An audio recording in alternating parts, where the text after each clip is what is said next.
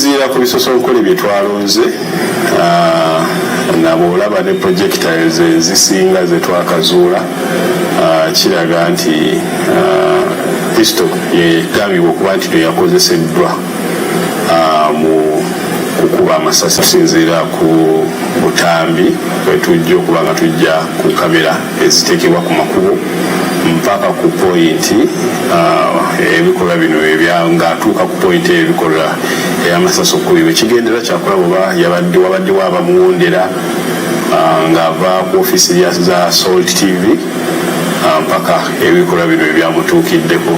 Ate ku mmotoka Passa Bujingo bangi gye badde beebuuza Jerry amyuka omwogezi wa poliisi mu Kampala n'emirira Nluko Wesigire atubuulidde Jerry n'embeera mu eri. Waliwo abakugu abali kyetegereza emmotoka epaakingiddwa ku forensic headquarters wano e Naggulu. Ebimu ku bye bajja okwetegereza bituli by'amasasi, emmotoka eri mu mbeera ki, n'obujulizi obulala bye bayinza okuba nti nebakuŋŋaanyaamu. Kyenyinza okakasa nti waliwo kyetuyita projectiles ezirondeddwamu mu mmotoka nga